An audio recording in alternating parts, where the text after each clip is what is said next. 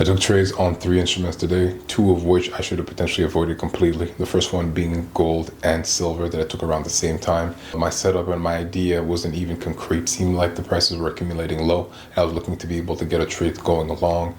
Once I got into both trades, they started looking like they were actually hesitating. Seeing that I was hopping into a trade with no real plan, I decided to just cut both of them for a little bit of a loss and move on to something else. The next thing that I looked at was actually the DJ30. It was a sideways consolidation that looked like it might be looking to break on either direction. And my rule is to not get into a trade on the indexes before New York open. It started moving before that, so by the time I got into an entry, it was actually outside of that high-low consolidation box. I waited for a pullback before I decided to enter. Once I entered, it decided to go sideways and decided to go back down.